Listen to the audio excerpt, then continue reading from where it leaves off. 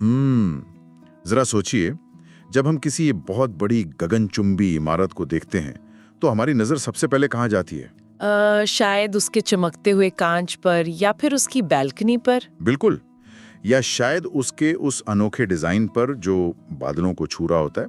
लेकिन उस पूरी इमारत को जो चीज सीधा खड़ा रखती है ना, उसकी नींव या जमीन के अंदर दबा उसका कंक्रीट और स्टील का ढांचा, उसे हम कभी नोटिस नहीं करते। सही बात है, वो तो पूरी तरह से अदृश्य होता है। वही तो, वो इनविजिबल होता है, लेकिन उसी पर वो पूरी भव्यता टिकी होती है।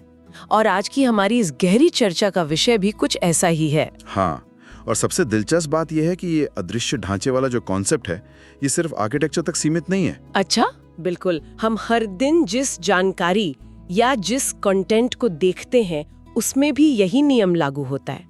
मतलब हम मैगजीन की खूबसूरत पन्ने देखते हैं, वेबसाइट्स के शानदार लेआउट्स देखते हैं, लेकिन उनके पीछे का ढांचा नहीं देखते। वही तो, उनके पीछे के उस छुपे हुए ढांचे को हम महसूस नहीं करते, जो दरअसल हमारी आंखों को ये बताता है कि कहाँ देखना है। और इसीलिए आज हम graphic design reference and specification पुस्तक के चैप्टर 6 यानी ग्रिड डिजाइन बेसिक्स के पन्नों में उतरने वाले हैं। जी, ये एक बहुत ही जरूरी टॉपिक है। हमारा उद्देश्य इस डीप डाइव में ये समझना है कि ये जो ग्रिड्स होते हैं, ये केवल पन्नों पर खींची गई कुछ आड़ी तिरछी लाइनें नहीं हैं। बिल्कुल नहीं, ये एक इनविजिबल स्केलेटन है। हाँ, एक अदृश्य ढांचा जो किताबों, वेबसाइट्स और विज्ञापनों में हमारे पढ़ने और देखने के तरीके को निर्देशित करता है। हम हर दिन ग्रिड से घिरे होते हैं, लेकिन उन्हें कभी देख नहीं पाते। और आज हम उसी नींव की खुदाई करेंगे। हम ये समझेंगे कि एक ग्रिड काम कैसे करता है, ये क्यों जरूरी है और इसके पीछे का पूरा विज्ञान क्या है। लेकिन इस रोमांचक यात्रा में आगे बढ़ने से पहले एक छोटी सी लेकिन बहुत जरूरी बात। जो भी श्रोता हमारी इस चर्चा को सुन रहे हैं, अगर उन्हें ऐसे ही बेहतरीन कंटेंट पसंद आते हैं तो चैनल को सब्सक्राइब करना बिल्कुल ना भूलें। सही कहा, ये बहुत जरूरी है। और हाँ, अगर कोई इस शानदार किताब की फिजिकल कॉपी अपने पास रखना चाहता है, पन्नों को खुद पलटकर देखना चाहता है, तो स्क्रीन पर दिए गए QR कोड को स्कैन किया जा सकता है या फिर नीचे डिस्क्रिप्शन में दिए गए पुस्तक के लिंक पर क्लिक करके इसे प्राप्त किया जा सकता है। तो चलिए वापस अपने विषय पर आते हैं। हाँ, तो इससे पहले कि हम ग्रिड्स के अलग अलग प्रकारों की भूल भुलैया में खो जाएं, मेरा एक सवाल है। एक ग्रिड वास्तव में किन तत्वों से बना होता है और इसका इस्तेमाल इतना अनिवार्य क्यों है? देखिए, अगर हम इसे बहुत ही बुनियादी स्तर पर समझें तो ग्रिड का मुख्य काम स्पेस यानी खाली जगह को एक तार्किक तरीके से बांटना है। एक लॉजिकल तरीके से। हाँ, ये वर्टिकल और हॉरिजॉन्टल थ्रेशोल्ड्स का उपयोग करके एक पेज को हिस्सों में विभाजित करता है। इसका सबसे बड़ा फायदा ये होता है कि टेक्स्ट और इमेजेस के बीच एक विजुअल हार्मनी बन जाती है। विजुअल हार्मनी सुनने में तो बहुत अच्छा लगता है, लेकिन अगर हम इसके पुर्जे खोल कर देखें, मतलब एक ग्रिड की एनाटॉमी की बात करें, तो इसमें क्या क्या होता है? इसे एक शहर के नक्शे की तरह सोचिए। इसमें कुछ मुख्य हिस्से होते हैं। सबसे पहले आते हैं कॉलम्स, जिनमें हमारा मुख्य टेक्स्ट या इमेजेस रहती हैं। इन्हें हम शहर की इमारतें मान सकते हैं। बिल्कुल मान सकते हैं। फिर आते हैं गटर्स, जिन्हें कॉलम इंटरवल भी कहा जाता है। एक मिनट, गटर? गटर शब्द सुन के तो दिमाग में सड़क किनारे बहने वाले नाले की छवि आती है। अरे नहीं, डिजाइन की दुनिया में गटर बहुत ही महत्वपूर्ण और साफ सुथरी चीज है। अच्छा, वो कैसे? गटर दरअसल दो कॉलम्स के बीच की खाली जगह होती है। आप इसे एक चौड़ी सड़क के बीच बने डिवाइडर की तरह देख सकते हैं। ओह, अब समझ आया।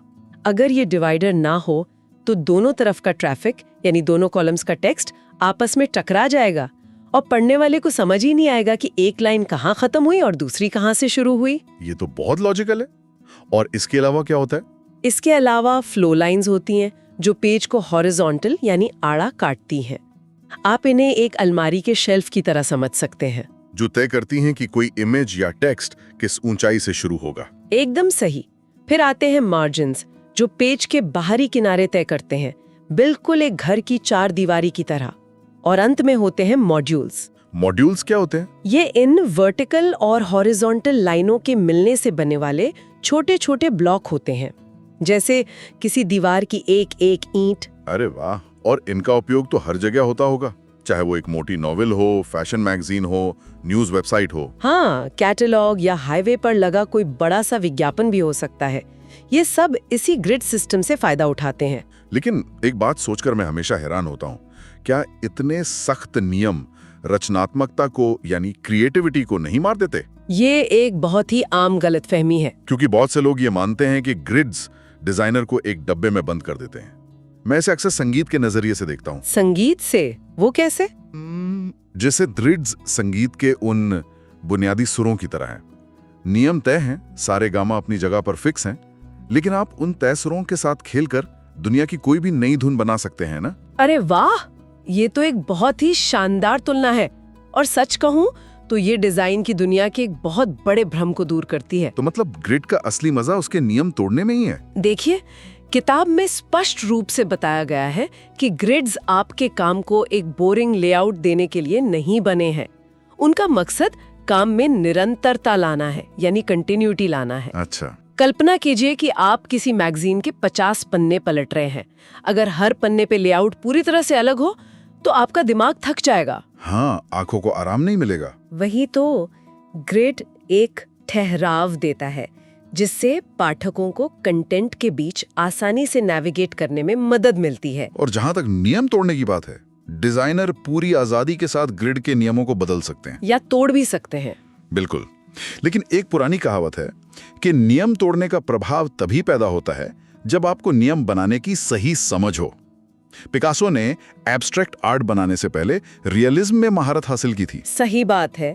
बिना नियम जाने अगर आप कुछ तोड़ेंगे तो वो डिजाइन नहीं, सिर्फ एक अव्यवस्था कहलाएगी। एकदम सही कहा आपने। तो ग्रिड के इस बुनियादी ढांचे को समझने के बाद हमारा अगला सबसे महत्वपूर्ण कदम ये तय करना है कि पेज की वो चार दीवारी कैसी होगी जिसकी हमने अभी बात की थी, यानी मार्जिन्स। हाँ, मार्जिन्स वास्तव में वो पहली चीज हैं जो ये तय करती हैं कि देखने वाला उस कंटेंट को कैसा महसूस करेगा। मार्जिन्स एक टोन सेट करते हैं, जैसे कि उदाहरण के लिए बड़े या जेनरस मार्जिन्स पेज को एक खुलापन देते हैं। आपने बड़ी कंपनियों की एनुअल रिपोर्ट्स या महंगी किताबें देखी होंगी। हाँ, उनके पन्नों पर टेक्स्ट कम और खाली जगह बहुत ज्यादा होती है। बिल्कुल, ये एक लग्जरी का एहसास देता है।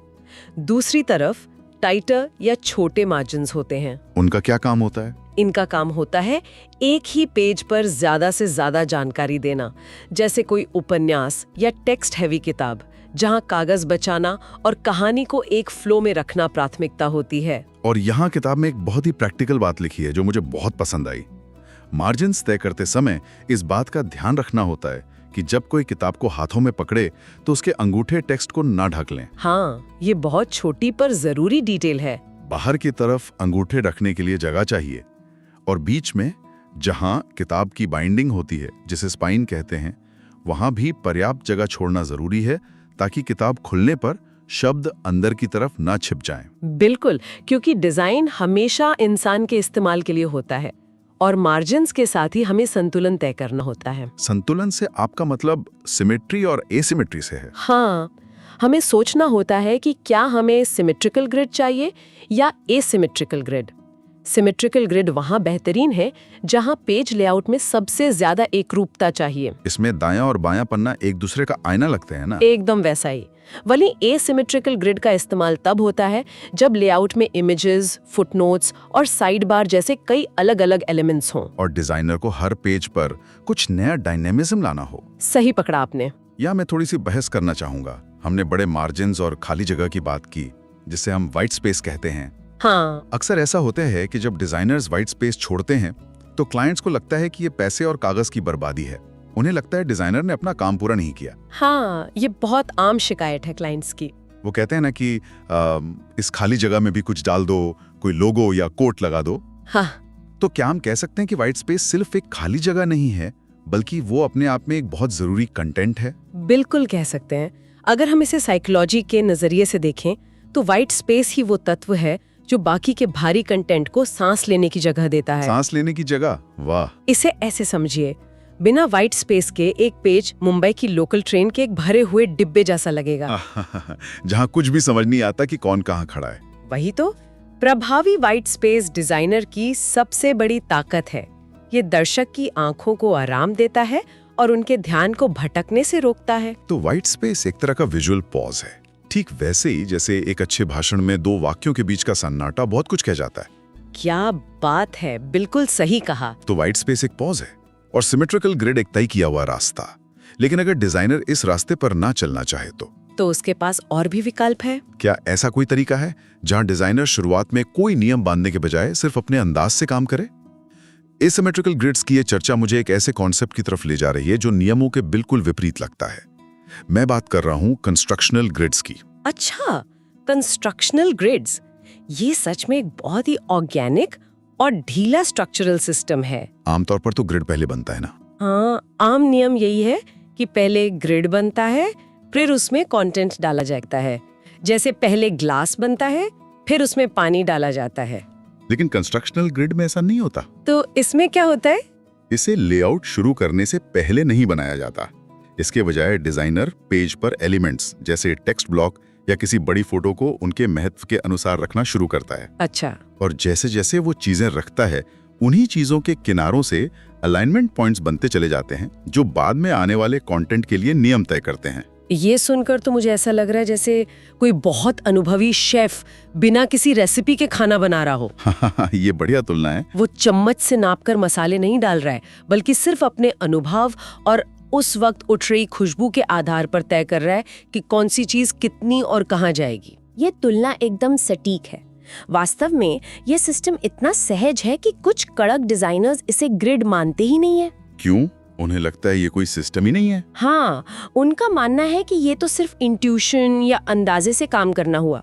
कंस्ट्रक्शनल ग्रिड्स उन डिजाइनर्स के लिए बेहतरीन विकल्प हैं जो स्थिर ग्रिड सिस्टम से बंधा हुआ महसूस करते हैं। इससे तो लगभग हमेशा एक एसिमेट्रिकल लेआउट ही बनता होगा। बिल्कुल, लेकिन ये तरीका हर जगह काम नहीं आता। ये एक पेज के डिजाइन जैसे किसी पोस्टर या मैगजीन के कवर के लिए तो बहुत अच्छा है, लेकिन अगर 100 पन्नों की किताब बनानी हो तो? तब ये तरीका बहुत उलझन पैदा कर सकता है। और शायद इसीलिए इसे बनाने से पहले कुछ सवालों पर विचार करना जरूरी होता है, जैसे क्या हेडर्स या फुटर्स की जरूरत है? हाँ, और कितने कॉलम्स चाहिए होगा, या पूरी तरह से इंट्यूटिव? ये सब पहले सोचना पड़ता है। सही कहा। अब तक हमने बहुत सारी थ्योरी, नियम और सोच विचार की बात कर ली है, लेकिन श्रोताओं के मन में ये सवाल उठ सकता है कि ठीक है, कॉन्सेप्ट समझ आ गया, लेकिन इसे प्रैक्टिकली कैसे करें? मतलब एक डिजिटल कैनवस पर इसे जमीन पर कैसे उतारा जाता है? बिल्कुल।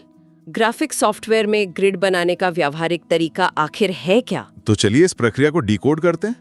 अगर कोई सॉफ्टवेयर खोलकर बैठा है तो शुरुआत कहाँ से होती है? अगर हम सॉफ्टवेयर की बात करें तो एडोबी इनडिजाइन और क्वार्क एक्सप्रेस जैसे प्रोग्राम्स में मास्टर पेज और डॉक्यूमेंट सेटअप का इस्तेमाल होता है, जहां आप एक बार ग्रिड बनाते हैं और वो हर पन्ने पर लागू हो जाता है। एकदम सही। वहीं अगर आप फोटोशॉप या इलस्ट्रेटर का इस्तेमाल कर रहे हैं, जो कि मुख्य रूप से पेज लेआउट के सॉफ्टवेयर नहीं है, तो वहां ग्रिड को एक नई लेयर पर बनाना बेहतर होता है, ताकि उसे मुख्य डिजाइन से अलग एडिट किया जा सके। हाँ, या जरूरत पड़ने पर हाइड किया जा सके। और किताब में ग्रिड बनाने के 9 बहुत ही स्पष्ट कदम दिए गए हैं। ये एक बहुत ही तार्किक प्रक्रिया है। 9 कदम। चलिए इन पर बात करते हैं। पहला कदम क्या है? सबसे पहला फैसला तो यही होता है कि आपको किस तरह का ग्रिड चाहिए। क्या वो सिमेट्रिकल होगा या एसिमेट्रिकल, मॉड्यूलर होगा या कुछ और? ठीक है, ये तय होने के बाद जो दूसरा कदम है वो अक्सर लोगों को हैरान कर देता है। वो कदम है अपनी टाइपोग्राफी चुनना, यानी फॉन्ट, उसका साइज और लीडिंग तय करना। रुकिए, यहाँ मुझे थोड़ा क्लैरिफिकेशन चाहिए। मतलब हम पेज का साइज तय करने से पहले ये तय कर रहे हैं कि फॉन्ट कौन सा होगा? बिल्कुल। कदम 2 में फॉन्ट और कदम 3 में पेज का आकार। क्या टेक्स्ट का साइज पूरे ग्रिड के ढांचे को निर्देशित करता है? यही तो सबसे बड़ी गलती है जो नए डिजाइनर करते हैं। वो पहले एक कैनवस लेते हैं, उसमें कुछ कॉलम बनाते हैं और फिर टेक्स्ट को बड़ा या छोटा करके उसमें ठूसने की कोशिश करते हैं। अच्छा, ये तो मैं भी करता था। लेकिन एक अच्छे डिजाइन में, विशेष रूप से किताबों या मैगजीन में, टेक्स्ट का आकार और लाइनों के बीच की जगह, जिसे लीडिंग कहते हैं, वही वो मूल इकाई होती है जिस पर पूरा पेज खड़ा होता है। वाओ! इसे ऐसे समझिए, आप घर बनाने के लिए पहले ईंट का साइज तय करते हैं, फिर उसके हिसाब से दीवार की लंबाई और ऊंचाई तय करते हैं। अगर ईंट का साइज ही पता नहीं होगा तो दीवार में हमेशा अजीब सी जगहें छूट जाएंगी। वही तो, इसीलिए टाइपोग्राफी पहले आती है और फिर पेज का साइज, मार्जिन्स और कॉलम्स का नंबर तय होता है। ये तो सच में दिमाग की बत्ती जलाने वाला तथ्य है। टाइपोग्राफी ही डिजाइन की वो ईंट है। तो उसके बाद आगे क्या स्टेप्स हैं? इसके बाद डिजाइनर मार्जिन्स और कॉलम्स का अनुपात सेट करता है। फिर प्राइमरी अलाइनमेंट पॉइंट्स रखे जाते हैं और अतिरिक्त फ्लो लाइंस जोड़ी जाती हैं। 8वां कदम जो मुझे बहुत दिलचस्प लगा वो है डमी कंटेंट डालकर लेआउट का टेस्ट करना। हाँ, ये बहुत जरूरी है। यानी असली टेक्स्ट या इमेजेस आने से पहले कुछ रैंडम टेक्स्ट डालकर देखना कि ग्रिड काम कर भी रहा है या नहीं। बिल्कुल। और अंत में 9वां कदम है जरूरत के अनुसार उसमें बदलाव करना, रिविजन्स करना। हाँ, क्योंकि पहली बार में कोई भी ग्रिड परफेक्ट नहीं होता। बिल्कुल सही बात है। तो ग्रिड बनाने के इन बेसिक स्टेप्स को जानने के बाद हमें उन विशिष्ट ग्रिड्स की गहराई में जाना चाहिए जो अलग-अलग मीडिया के लिए खास तौर पर इस्तेमाल होते हैं। ये वो जगह है जहाँ डिजाइन सच में एक विज्ञान बन जाता है। तो चलिए इन स्पेशलाइज्ड ग्रिड्स की दुनिया में चलते हैं। सबसे पहले है टाइपोग्राफिक यूनिट ग्रिड। नाम से तो ये उसी टाइपोग्राफी वाली बात से जुड़ा लग रहा है जिस पर हमने अभी चर्चा की। ये असल में काम कैसे करता है? आपने बिल्कुल सही पकड़ा। ये ग्रिड पूरी तरह से टेक्स्ट साइज और लाइंस के बीच की जगह पर आधारित होता है। उदाहरण के लिए, जैसे अगर आपने तय किया है कि आप 10 पॉइंट का फॉन्ट इस्तेमाल करेंगे और उसके बीच 2 पॉइंट की खाली जगह होगी, तो आपका एक बेस यूनिट 12 पॉइंट का हो गया। अच्छा, 12 पॉइंट। अब पूरे पेज पर जो भी ग्रिड बनेगा, चाहे कॉलम्स की चौड़ाई हो या इमेजेस की ऊंचाई, वो सब इस 12 पॉइंट के गुणांक यानी मल्टीपल में होगा। लेकिन एक समस्या लग रही है, ये ब्लॉक्स तो बहुत छोटे होंगे ना? यही तो दिक्कत है। एक पूरे पेज पर ये ग्रिड बिल्कुल एक बारीक ग्राफ पेपर की तरह दिखता है। इसलिए बड़े लेआउट्स में अक्सर इसके साथ कॉम्पोजिट ग्रिड का इस्तेमाल किया जाता है। हाँ, कंपोजिट ग्रिड।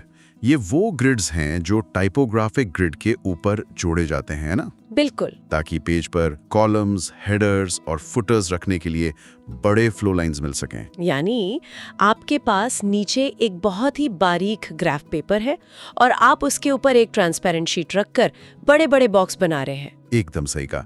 छोटी ईंटों के ऊपर बड़े पिलर खड़े करना ताकि काम आसान हो सके। वाह। इसके बाद कौन सा ग्रिड आता है? इसके बाद एक और बहुत ही आधुनिक ग्रिड आता है, हायरार्किकल ग्रिड। ये वेबसाइट्स और डिजिटल इंटरफेसेस के लिए सबसे उपयुक्त होते हैं। डिजिटल दुनिया में तो हर पेज पर जानकारी बदलती रहती है। हाँ, जैसे किसी ई कॉमर्स साइट पर कभी जूता दिखेगा तो कभी मोबाइल, लेकिन नेविगेशन और मेनू समान रहता है।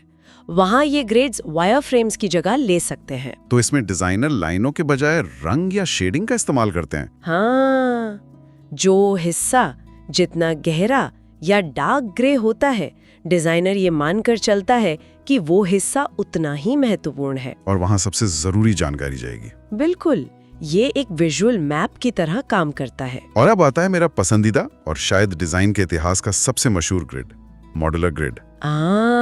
Swiss design. हाँ, 1950 और 60 के दशक में स्विट्जरलैंड के डिजाइनर्स जैसे कार्ल गिर्सनर, एमिल रूडर और योसेफ म्यूलर ब्रॉकमन ने इसे एक आंदोलन की तरफ विकसित किया था। इसमें पूरे पेज को एक समान आकार के वर्टिकल और हॉरिजॉन्टल मॉड्यूल्स में बांट दिया जाता है, यानी छोटे छोटे स्क्वायर्स या रेक्टेंगल्स में। ये मैगजीन, अखबारों और कैटलॉग के लिए एकदम बेहतरीन है, जहां बहुत सारी अलग अलग तरह की जानकारी एक साथ देनी होती है। बिल्कुल, लेकिन यहाँ एक नियम है जो मुझे थोड़ा अजीब लगा। किताब कहती है कि हॉरिजॉन्टल यूनिट्स की ऑड नंबर्स यानी विषम संख्या का उपयोग करना चाहिए, जैसे 3, 5 या 7। ऐसा क्यों? ये बहुत ही गहरा सवाल है। क्या इवन नंबर्स यानी सम संख्या डिजाइन को बहुत ज्यादा बॉक्स जैसा या बोरिंग बना देती हैं? देखिए, ये डिजाइन के सबसे खूबसूरत रहस्यों में से एक है। अगर आप एक ग्रिड को 2, 4 या 6 यानी इवन नंबर वाले हिस्सों में बांटते हैं तो क्या होता है? क्या होता है? पेज के बिल्कुल बीचों बीच एक अदृश्य लाइन आ जाती है जो पूरे डिजाइन को 2 बराबर हिस्सों में काट देती है। हमारा दिमाग इस डेड सेंटर को देखकर बहुत जल्दी बोर हो जाता है क्योंकि इसमें कोई मूवमेंट नहीं होता। ओह, अब समझ आया। और अगर हम ऑड नंबर्स लें तो? वहीं अगर आप 3, 5 या 7 हॉरिजॉन्टल यूनिट्स लेते हैं तो बीच में कोई लाइन नहीं आती, बल्कि बीच में एक पूरा मॉड्यूल आता है। अच्छा, सूरत संतुलन पैदा करता है। उसमें एक टेंशन होती है, एक डायनामिज्म होता है। बिल्कुल, जिससे टेक्स्ट, इमेजेस और कैप्शन को सेट करना बहुत आसान और देखने में रोचक हो जाता है। वाह, ये छोटी छोटी गणितियां, बारीकियां किस तरह हमारे अवचेतन मन पर असर डालती हैं, ये सच में हैरान करने वाला है। सही में ये बहुत फैसिनेटिंग है। तो इन सब का आखिर मतलब क्या है? अगर हम आज की इस पूरी चर्चा को समेटें तो एक बात बिल्कुल साफ हो जाती है, ग्रिड्स केवल पन्नों पर खींची गई रेखाएं नहीं हैं जिन्हें डिजाइनर अपने सॉफ्टवेयर में छुपा देते हैं। और जो प्रिंट होने के बाद गायब हो जाती हैं। हाँ, वास्तव में ये सूचनाओं का हमारे दिमाग तक सही तरीके से एक लय में और बिना किसी शोर शराबे के पहुंचाने का एक बहुत ही शक्तिशाली साइकोलॉजिकल टूल है। मैं इससे पूरी तरह सहमत हूँ। एक बेहतरीन ग्रिड वो है जो अपना काम इतनी शांति से और इतनी सफाई से करे कि पढ़ने वाले को कभी ये एहसास ही ना हो कि उसे निर्देशित किया जा रहा है। उसका ध्यान सिर्फ कंटेंट पर रहे। बिल्कुल, उसे बस ये लगे कि जानकारी बिना किसी रुकावट के बस एक नदी की तरह बह रही है। लेकिन इसी विचार से एक और बात मेरे दिमाग में आती है जिस पर मैं चाहता हूं कि आज जो लोग भी हमें सुन रहे हैं वो इस पर जरूर विचार करें। वो क्या बात है? हमेशा कहा जाता है कि एक अच्छा ग्रिड वो है जो पाठक को महसूस ना हो और उसे जानकारी आसानी से मिल जाए। लेकिन जरा सोचिए, आज के समय में सोशल मीडिया ऐप्स पर जो इन्फिनिट स्क्रॉल का फीचर है, जहाँ पेज कभी खत्म ही नहीं होता। हाँ, जहाँ कोई मार्जिन नहीं है, कोई फ्लो लाइन आपको रुकने का इशारा नहीं करती, क्या वो जानबूझकर पुराने ग्रिड के नियमों को तोड़ रहा है? ये तो सच में सोचने वाली बात है। क्या ये इन्फिनिट स्क्रॉल इसलिए डिजाइन किया गया है ताकि हम ये भूल जाएं कि हम कहाँ हैं, हमारा समय कैसे बीत रहा है और हम उस ऐप पर घंटों बिता दें? ये दरअसल डार्क पैटर्न्स की तरफ इशारा करता है। बिल्कुल। क्या आज के डिजिटल ग्रिड डिजाइन का एक बड़ा हिस्सा जानकारी को सुलझाने की जगह हमारे दिमाग को उलझाने का टूल बन चुका है? जहां पहले ग्रिड हमें रास्ता दिखाता था, क्या अब वही ग्रिड हमें एक भूल भुलैया में फंसा रहा है? ये एक ऐसा सवाल है जिसका जवाब किसी ग्राफिक डिजाइन की किताब में नहीं मिलेगा। श्रोताओं को इस पर खुद विचार करना होगा। एकदम सही। आज की इस गहरी चर्चा में हमारे साथ जुड़ने के लिए बहुत बहुत धन्यवाद। उम्मीद है आप सबको ये इनविजिबल स्केलेटन अब थोड़ा विजिबल हो गया होगा। मुझे भी इस चर्चा में बहुत मजा आया। मिलते हैं अगली बार एक नए विषय और नई जानकारियों के साथ।